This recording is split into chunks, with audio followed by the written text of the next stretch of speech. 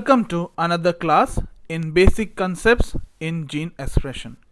My name is Benson Abraham, Assistant Professor, Department of Botany, Kamla Nehru Mahavidyalaya. In our last class, we have discussed about certain general topics in gene expression. Then we have discussed about the overview of transcription. Today, we are going to discuss on transcription in prokaryotes. If you like my videos, please do like, share and subscribe. Now, beginning with our class, let us discuss about the stages of transcription. It involves three stages: initiation, elongation and termination. Assemblage of transcription apparatus on the promoter and beginning of RNA synthesis marks the initiation event of the transcription. The growing of the RNA strands takes place during elongation. On recognition of the termination signal in the transcription unit, the RNA separates from the DNA and the termination event takes place. Now let us take a look on the initiation event in the transcription cycle. First, we will discuss about the enzyme. The enzyme involved in transcription is bacterial RNA polymerase. It consists of 5 subunits in the core enzyme and 6 subunits in the holoenzyme. Now, what do you mean by core enzyme and holoenzyme? The basic subunits that are necessary to carry out the catalytic activity is known as core enzyme. All the other subunits that the enzyme has forms the holoenzyme. So the core enzyme has 5 subunits, that is alpha, beta, beta prime and omega. Then we have in the holoenzyme an additional subunit known as sigma subunit. Now let us try to understand the function of sigma subunit. Now the core RNA polymerase has the ability to initiate transcription at any random points along the DNA. And you know that this is not a good process. If the RNA polymerase can transcribe any part of the DNA, then it will be dangerous for the cell. To prevent that, we have sigma subunit. The sigma subunit helps the RNA polymerase to recognize only its specific promoter. So each sigma subunit will have a different type of promoter that it can recognize, and the RNA polymerase with the sigma subunit will able to recognize only the promoter region. Now the bacteria have different types of sigma based on their molecular weight, like sigma 32, sigma 54, sigma 70, etc. Now let us try to understand its function. Sigma 70 helps to bind many different promoters. So it is usually most of the genes that are there in the bacteria are mostly transcribed with the help of sigma 70. Those genes are involved in the daily activities of the cell. But the sigma 32 and sigma 54 are required in special conditions. What are these special conditions? Suppose that the bacteria is undergoing certain kind of a stress. So it has to elicit a certain response against that stress. During that condition, the cell will synthesize more sigma 32. It will bind to the core RNA polymerase and help in the expression of cell's response genes. Similarly, sigma 54 helps during nitrogen starvation.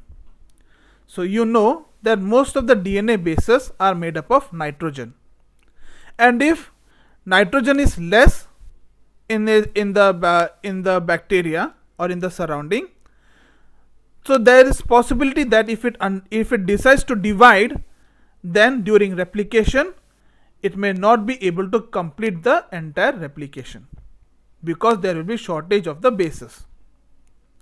So it has to undergo certain decisions that what else it can do to survive.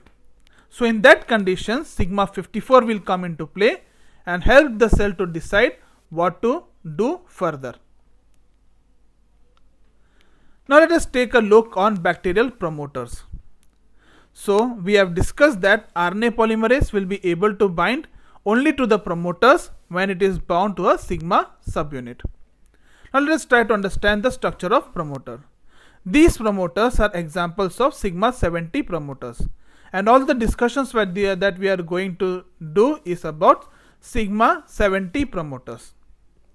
Other type of promoters are not that well described in this module. So first, this is the basic structure of the sigma 70 bacterial promoter. It consists of a -10 and a -35 region. This -10 and -35 is denoted by the fact that if this is the point where RNA is going to be synthesized, anything that is upstream is designated as minus. So this is -10, that is from +1 to -10 region there will be having a -10 element, and at -35 region there will be having a -35 element. Now sigma 70 will come and bind to this region and help the RNA polymerase to initiate the transcription. Now there are certain modifications in this promoter regions. What are these modifications? Sometimes there is an additional element present that is known as up element. It may have in certain genes that are required more frequently. So to enhance the transcription, there is another kind of element found that is known as up element. Then sometimes in certain promoters of sigma 70, this -35 region is absent. Still then, it can initiate transcription if there is a presence of extended -10 region. Still it can recognize and help in the transcription of the RNA genes. Then we have discriminator. Sometimes we do have discriminator that is present downstream of the -10 element. This discriminator also helps in the quick recognition of the sigma subunit of the RNA polymerase. Let us try to understand the consensus sequence of the promoter. So what scientists did is that they sequenced sigma 70 promoters from various genes, and they found out that from around 300 genes, most of the times at -35 region, at this position there is a T, that you can see that almost 70 to 75% times there is a T present over here. It is not that there can be other nucleotides. Yes, there can be other nucleotides also, but most of the time it is T. In the similar way, we have derived a consensus sequence of these two elements. Now, what is the significance of this consensus sequence? It determines the strength of the promoter. If a promoter is matching with this consensus sequence, it is having a strong promoter. And if it deviates from this consensus sequence, then its promoter strength decreases. That is, the sigma subunit will not be able to recognize the weak promoters more efficiently, so the rate of transcription will be less. So this is a kind of adjustment that the cell has taken to regulate the expression of certain genes. Now, comparing the sigma subunit region with the promoters, we can see that this sigma subunit is made up of protein, so it will have an N-terminal and a C-terminal region. And we have differentiated these subunits into various regions, that is region number 1, 2, 3 and 4. Region 1 will help to identify discriminator region of the promoter, whereas sigma 2 will help to identify -10 region. Then sigma 3 subunit, sigma 3 region will help to identify extended -10 region, and fourth subunit will help in the identification of -35 region. Then this is the same diagram in a more pictorial manner. So as you can see, sigma subunit is recognizing -10 and 4 is recognizing -35 region. The up element is recognized by the RNA polymerase. It is having a C-terminal domain, that is, towards its carboxyl terminal there are group of amino acids that will help in the recognition of up element. So this is how hollow RNA polymerase recognizes the promoter region. Now once it is recognized, the next step is forming a closed complex. And after the formation of closed complex, there will be formation of open complex, that is, melting of DNA will take place. Now let us try to understand how melting of DNA takes place. Now the sigma 2 subunit, the region 2 of the sigma, will be over this coding strand of the DNA, and this coding strand is having certain regions that are attracted towards the sigma 2 subunit. So as soon as these regions are attracted to it, these bonds will break and the melting of DNA will takes place. Now this template strand is free for undergoing transcription. Now the next step is it has to initiate certain RNA molecules to initiate the transcription. This and this is followed by promoter escape. Now what is promoter escape? Now the RNA polymerase is having association with the sigma subunit, and sigma subunit is having association with the promoter region. Until and unless RNA polymerase leaves the sigma subunit and moves ahead, it won't be able to undergo elongation. So for that, what it does is that there are many models describing how promoter escape is taking place. So we will discuss three models, that is transient exclusion, inchworm and scrunching models. So what is transient exclusion? So this is RNA polymerase. It has recognized the promoter region. Now what will it do? It will move ahead. As while moving ahead, it will synthesize certain ribonucleotides, that is RNA molecules, on this template strand. Now if it is able to synthesize a stable 10 to 15 nucleotides long RNA, it can undergo elongation and leave the sigma subunits. But in one go, if it's not able to synthesize a stable RNA complex, then what will happen? It will abort it and it will return back to the sigma subunit. So this will happen a couple of times until it leaves the sigma subunit and moves ahead for the elongation phase. But this model was rejected. Then scientists came out with another model known as inchworm model. So in inchworm model, what happens is that it moves like an inchworm. It has a certain region within the RNA polymerase that elongates. So one subunit remains here, and the RNA polymerase, like an inchworm, moves ahead, tries to make a stable 10 to 15 ribonucleotides long RNA. If that stable complex is formed, it will move this towards itself and undergo promoter escape, or else it will undergo abortive initiation. But then there was no such linker regions in the RNA polymerase, so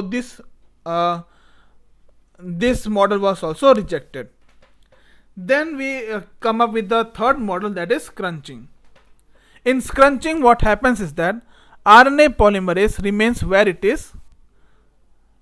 it pulls the DNA towards itself. In that process, what happens? It tries to synthesize a stable 10 to 15 ribonucleotides long RNA. If it succeeds, then it undergoes promoter escape. If it fails, it undergoes abortive initiation.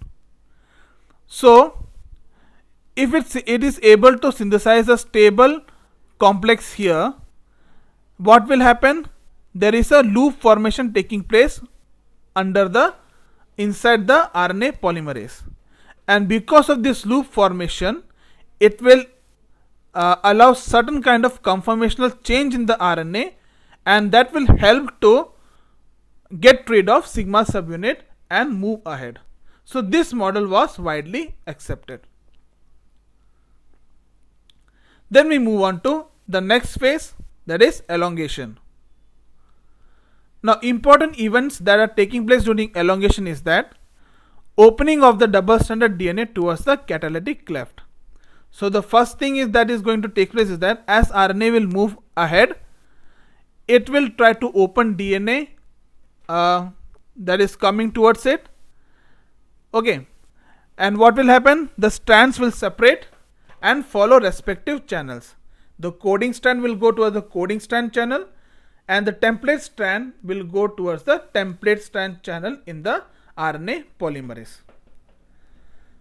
After that, it reforms the double helix behind the elongating polymerase, and it also has entry points for RNTPs. Then RNA formation takes place, and there is an exit channel through which the formed RNA is removed from the polymerase. So these are the important events that takes place during elongation. Now during elongation, there is also a proofreading event. So by mistake, if a wrong ribonucleotide comes and joins, it has still mechanism to correct it. There are two mechanisms: pyrophosphorylatic editing and hydrolytic editing. Now in this diagram we can see that this is the RNA polymerase, and this is the catalytic region where catalysis is taking place. Let us take a closer look at it. In this RNA polymerase, there is a region which is marked by a red arrow over here. It has the catalytic activity. That is, it can make the ribonucleotides bind towards it. Also, it can break that bond. So it has both the catalytic powers. So whatever is favorable, it will promote that. So at zero translocation, you can see that this bond is complete. Okay, then what will happen? It will move one step ahead. So once it moves one step ahead, what will happen? There is a new ribonucleotide that will come and bind. See, the new ribonucleotides has come through this channel and will try to connect with this. If it base pairs, there will be a bond formation taking place between them, and this process continues. Again, it will move ahead. A new ribonucleotide will enter, bond formation will take place. Again, this event is repeating. Now what happens if it does a mistake? If it does a mistake, there are two proofreading mechanisms. One is pyrophosphorylatic editing and the other is hydrolytic editing. Now let us try to understand what is pyrophosphorylatic editing. So during pyrophosphorylatic editing, what is happening is that the out of the three phosphates, two will remove as pyrophosphate. If this pairing is not proper, this pyrophosphate can reverse this reaction and the NTP is regained. Okay, so the NTP will be formed once again, and that is known as pyrophosphorylatic editing. It will happen only if there is a mismatch over here. Otherwise, the pyrophosphate will be removed. Then we have another type of system in which we have hydrolytic editing. Now suppose that the pyrophosphorylatic editing has not taken place and you have recognized that there is a mistake somewhere over here. Is there a mechanism to correct it? Of course, there is a mechanism to correct it. Now what happens is that this RNA chain will backslide to this exit to the entry channel, and once the mismatch pair reaches this region, it will break that mismatch and again try to synthesize the RNA in this manner. So hope you have understood the elongation event. Now let us try to understand termination. Now the termination is of two types: row dependent termination and row independent termination. First, row dependent termination. To understand row dependent termination, we have to understand a concept known as coupled transcription and translation. So in bacteria, there is no nuclear membrane. As soon as the RNA comes out, the translation event also takes place immediately. Now you have to understand the concept known as there are certain root sites present in the RNA. There are n number of root sites that are present throughout the RNA chain. But when translation is taking place, the root sites are blocked. Okay. Now imagine that at this point the gene is over and translation is over here. The translation has stopped over here. Okay. So this region, the extra region is being copied by the RNA polymerase. It will also have row sites, and those row sites will not be occupied by ribosomes. In that condition, there is a special type of protein that will recognize the root sites and will bind to it. This specific protein is known as row protein. Now the row protein is a helicase. Have you studied helicase somewhere? Yes, you have studied helicase during replication. It helps in the movement. It goes ahead. It helps to move ahead. So likewise, row is also a helicase. It will move ahead in this RNA and it will try to catch up with the polymerase. Meanwhile, in the termination sequence, there are certain complementary sequences. Now what this complementary sequence will do? It will form stem loop structure in an RNA within the polymerase. So inside the polymerase there will be a stem loop structure created. So there is a halt in the RNA polymerase.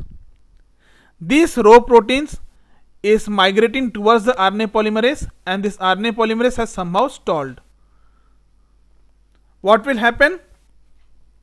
When this row will bind to the polymerase, this polymerase has a conformational change and the entire assembly is disassembled. And this is how termination takes place in row dependent manner. But this is the structure of row protein. It has 6 subunits and it acts as a helicase and moves along the RNA. Now let us try to understand row independent termination. So in row independent termination, we don't have row proteins involved in it, but still termination takes place. How? For this, you have to understand that there is a poly A region in the DNA template. So it will bind to poly U region in the mRNA. Now out of the 3 base pairs, AT, GC and AU base pair is the weakest base pair. Okay. And there is also a stem loop complementary sequences present that will form a stem loop within the RNA polymerase. Now what will happen? RNA is synthesizing, RNA polymerase is synthesizing.